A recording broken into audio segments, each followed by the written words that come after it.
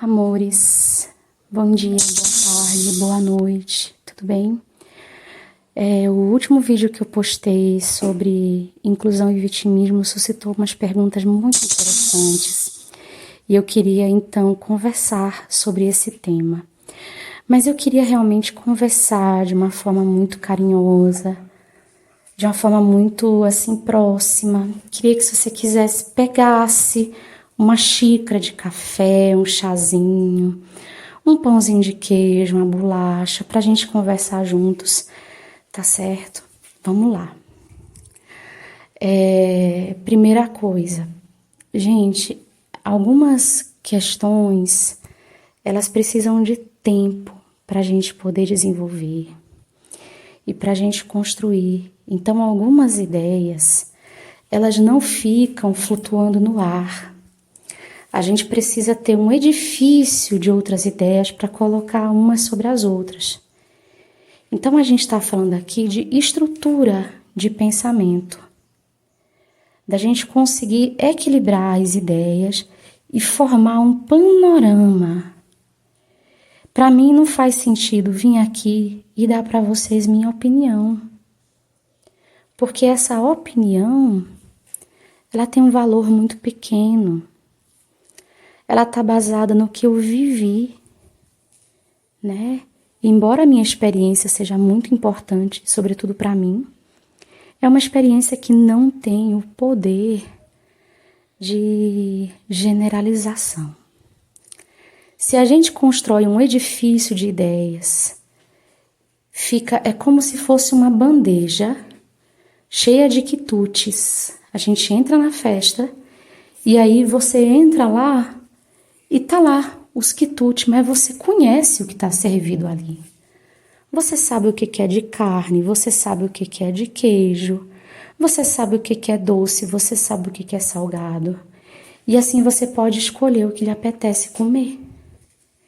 Agora, se você entra na festa e mal sabe o que é cada coisa, de repente você pode comer alguma coisa que para você é repulsivo, que você não gosta. Ou então encher a barriga com um negócio e quando você for ver, tinha outra coisa bem mais gostosa e agora não tem mais espaço. Então, eu acho muito importante a gente construir esses panoramas. Então, se eu falo, por exemplo, inclusão não é só das pessoas com deficiência. Inclusão é uma filosofia de vida que você vai incluir todo mundo. Isso não diminui o nosso direito à inclusão, né, de jeito nenhum.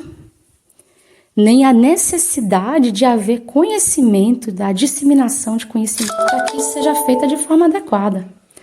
Porém, isso nos proporciona o quê? Isso nos proporciona uma maior abertura para pensar, opinar e para a gente se movimentar, tá? Então, quando eu falo que inclusão é para todo mundo, eu não estou generalizando as nossas necessidades. Muito pelo contrário. Depois, a gente tem a questão que vocês também perguntaram, né? Do vitimismo e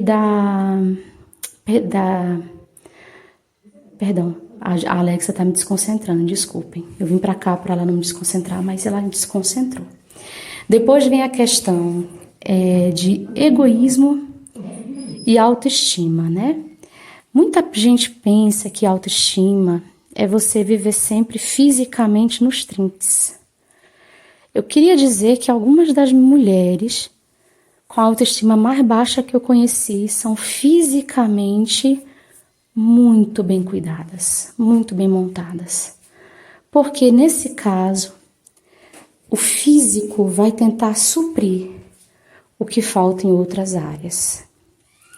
A autoestima inclui você gostar de si mesmo quando você está por baixo. Não é que você vai negar as suas limitações.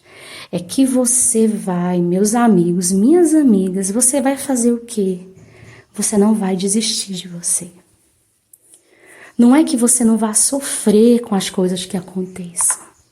mas você vai continuar buscando ir para frente. Entendeu o que eu tô dizendo? Onde é que o negócio aperta? Onde é que a gente para? Onde é que a gente fica? Depois perguntaram a diferença entre você ter uma autoestima boa e você ter orgulho. Isso negativo. Gente, você ter uma autoestima boa e você assumir a responsabilidade por ampliar suas virtudes e minorar suas limitações, suas falhas, não tem nada a ver com você inferiorizar ninguém. Não tem nada a ver com você buscar passar por cima de ninguém. Tá certo? Então essa é a diferença. A autoestima é como eu vou gerenciar, é uma forma saudável que vai me permitir gerenciar a relação minha comigo mesma e também com os outros, mas começa em mim. Entendeu? Então isso é autoestima. Então eu ter uma boa autoestima não significa necessariamente eu andar sempre linda, maravilhosa, super ultra produzida. Não significa necessariamente, pode incluir, mas não obrigatoriamente, né? Ter uma autoestima significa que eu acredito em mim, eu aposto em mim, eu me apoio, eu entendo que eu mereço coisas boas, eu mereço ter saúde, eu mereço ter respeito, eu mereço ter dignidade, eu mereço ter amor, eu mereço amar e eu mereço aprender a amar cada vez mais e melhor. Entendeu? É como se você tem a sua casa. Você tem a sua casa, que é onde você mora, né? E aí, às vezes, essa casa tá precisando ajeitar uns rebocos, tá com o reboco aparecendo, tá com a pintura não sei o que lá desleixada, tá com a porta meio enferrujada, tá com um negócio, tá cheio de aresta. Mas mesmo assim, você olha e fala assim, essa casa é minha. Assim que eu puder, eu vou cuidar dela. Minha casa não é novinha, mas eu tenho muito amor, muito respeito, muito carinho por essa casa. Sendo que, na verdade, aqui eu não tô falando de casa, eu tô falando da gente mesmo, da nossa essência, do nosso coração. Isso inclui o nosso corpo, mas não só o nosso corpo. Depois aqui, quando eu falo de vitimismo e capacitismo. Gente, o capacitismo, ele existe. O capacitismo é o preconceito a respeito das nossas capacidades. Nós estamos imersos em uma cultura capacitista. E isso gera prejuízos emocionais à pessoa com deficiência. Quando esses prejuízos ficam muito altos, isso sem contar todas as outras coisas que acontecem na vida de um ser humano, a gente pode cair no vitimismo, que é onde tudo o que me acontece eu coloco como capacitismo. E preste atenção, minha gente, tudo o que acontece com a gente não é capacitismo. A gente precisa discernir. Quando a gente fala em sermos atores da nossa história, quando a gente fala em construir autonomia, quando a gente fala em ser artífices também da nossa inclusão, a gente está falando fatalmente, obrigatoriamente em quê? Em assumir responsabilidades. Se a gente não quer que a sociedade passe a mão na nossa cabecinha, se a gente não quer ser tratado com condescendência, paternalismo e exclusão, a gente não deve se tratar com condescendência, paternalismo e exclusão.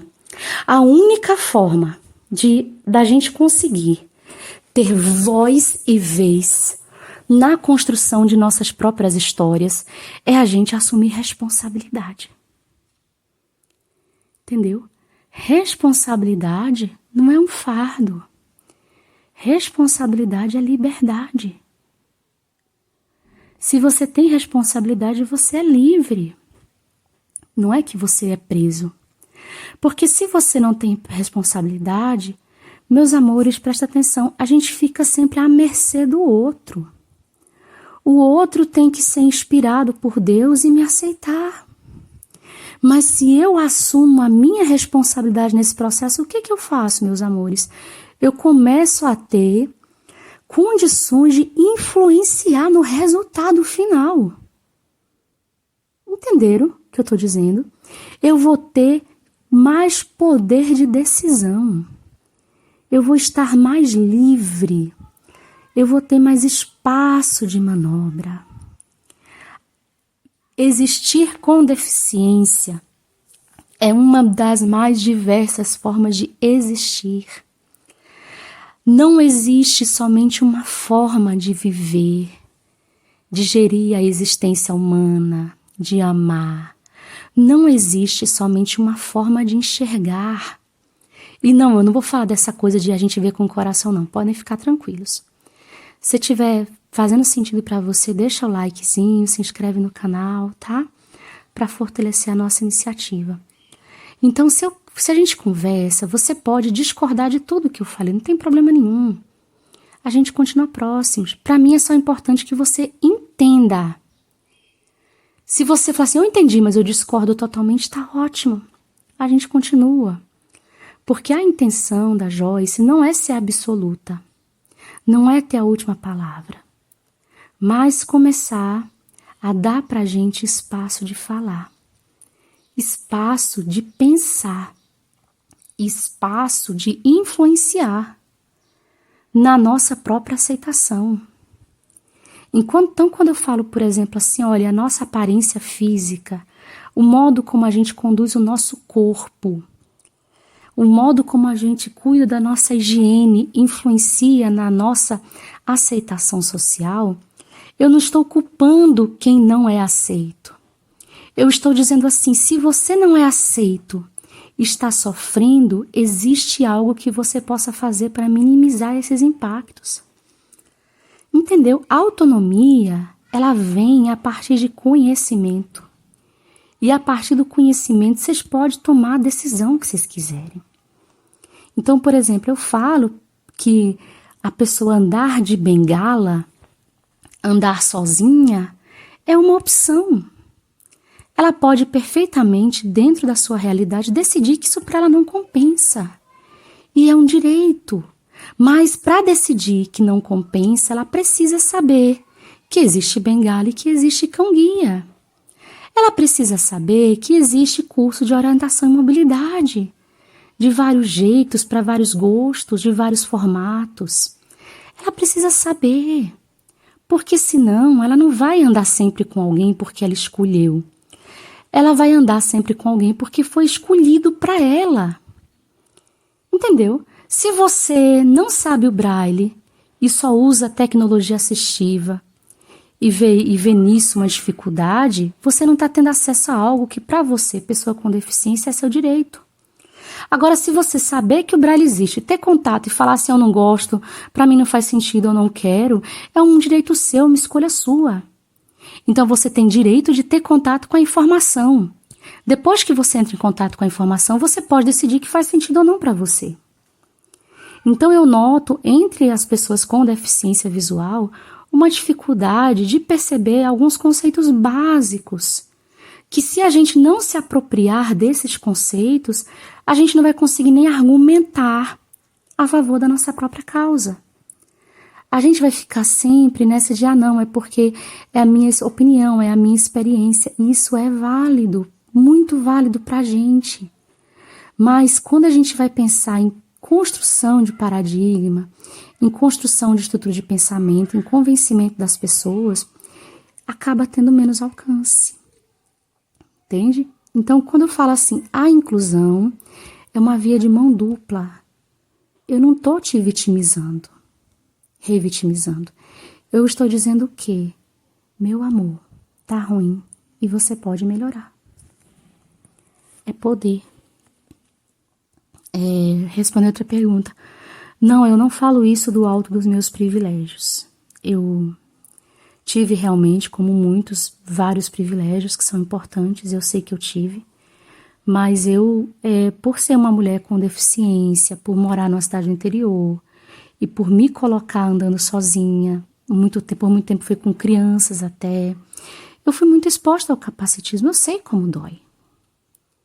Eu sei como dói. E na época que isso mais me doía, o termo capacitismo nem existia. Entende? E aí muitas pessoas falavam assim, não fala sobre isso não. Era tipo assim, o deficiente ideal era aquele que sofria em silêncio. E o que aconteceu comigo? Eu adoeci emocionalmente. Porque eu não conseguia elaborar o que estava acontecendo comigo.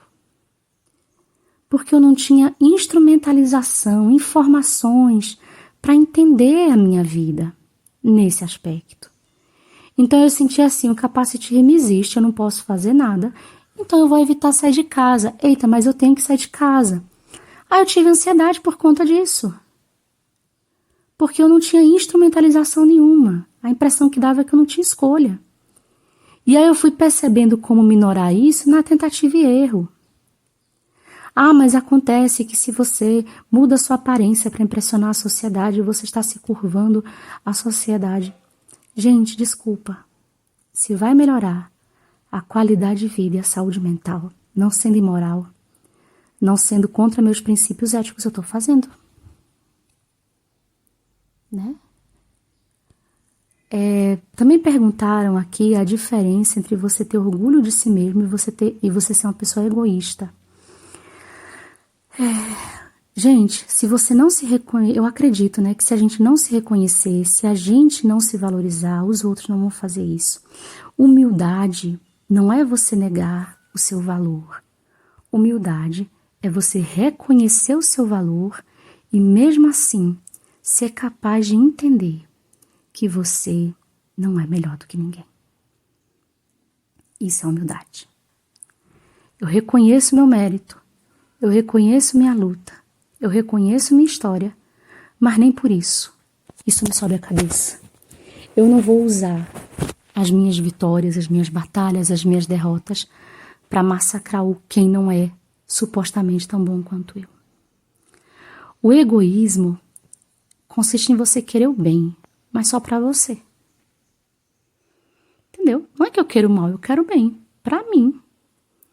Eu quero ser bem-sucedido, eu quero ter paz, eu quero ter recurso financeiro, eu quero ter recurso psicológico, eu quero todas as coisas boas que eu quero, mas eu só quero isso para mim. Se você também quer, dane-se, que você se vire. Se eu tiver que atropelar você para ter o meu, eu vou te atropelar. É egoísmo, eu vou estar querendo bem.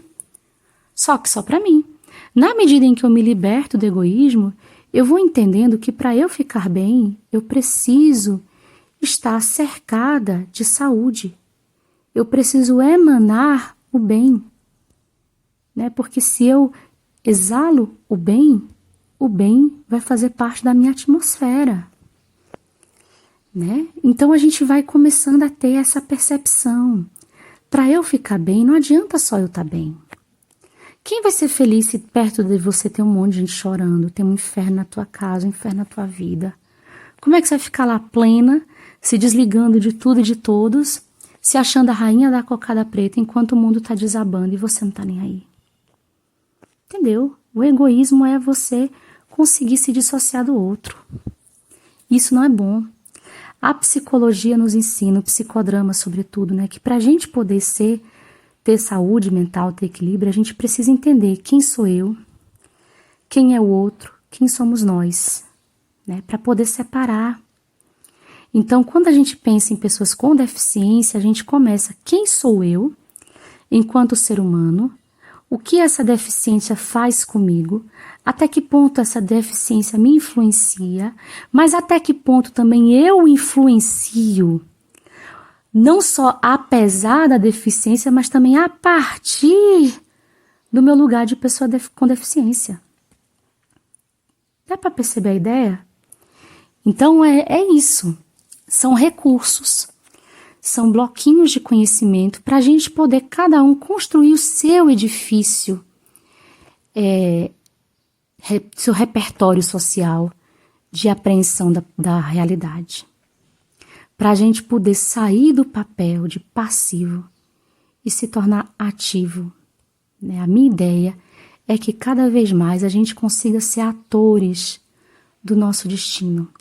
Não ficar totalmente à mercê dos quereres e desquereres das famílias, não ficar totalmente à mercê dos quereres e desquereres da sociedade. É a gente conseguir se enxergar, integrando a deficiência a quem a gente já é. e colocando a deficiência no lugar dela, nem maior, nem menor do que a gente. Ela é parte. E buscando também que a gente consiga se reconhecer como um indivíduo. Antes de eu ser mulher com deficiência, eu sou mulher. Antes de eu ser mulher com deficiência, eu sou uma mulher que gosta de cantar. Se eu não fosse cega, mesmo assim eu gostaria de cantar, porque cantar é bom. Cantar me faz bem. Antes da deficiência, eu sou uma pessoa que ama trocar com os outros. Eu amo conversar, amar e ser amada, ajudar no que eu puder. Tá entendendo? É esse auto-reconhecimento que vai fazer com que a gente consiga se colocar no mundo de forma equilibrada, de forma construtiva, mas de forma a exigir a nossa autonomia. E a autonomia sem responsabilidade não existe. Certo? Se falar assim, eu quero ter autonomia, eu quero poder fazer, eu quero poder acontecer, sem assumir responsabilidade, isso é simplesmente impossível. Nada você conquista, nenhum tipo de autonomia, em nenhuma área da tua vida a gente conquista sem ter responsabilidade. E ter responsabilidade é a gente assumir a parte que nos cabe. Eu não posso fazer um estalar de dedos e passar a viver numa sociedade anticapacitista. Mas eu posso esclarecer o quanto eu puder. E eu posso passar para as pessoas a mensagem, com meu corpo e com minhas atitudes, que não obstante eu tenho uma deficiência, eu estou aqui, presente, ativa, participativa, consciente, lúcida. Eu estou pronta para me envolver, para me esforçar, para exigir meus direitos, sim, mas para também ser plena responsável pelos meus deveres. E assim a gente vai conquistando o quê? Respeito. Tá certo? Eu espero ter conseguido responder, fazer os esclarecimentos que fizeram necessários. No último vídeo eu recebi ao todo 15 mensagens de pessoas fazendo esses questionamentos. Achei questionamentos muito oportunos. A gente está aqui para isso. Se você é pessoa com deficiência visual e tem vontade, faça um canal no YouTube. Se eu puder te ajudar em alguma coisa, me avise, que vamos fazer isso junto. Vamos fazer vários espaços em que a gente fale das nossas experiências, das nossas perspectivas, porque o que acontece? A gente tem grandes debates acontecendo, mas são em grupos fechados, são em grupos restritos. E pessoas que não estão, por qualquer motivo, inseridas nesses grupos, não têm acesso. Então vamos espalhar perspectivas, olhares diferentes sobre a deficiência, sobre a saúde emocional da pessoa com deficiência, para que essa experiência, inicialmente tão ruim que a gente vive, possa semear coisas boas, tá certo? Um abraço muito carinhoso e eu tô por aqui, viu? É isso. Hoje, terceiro, vou para o botão.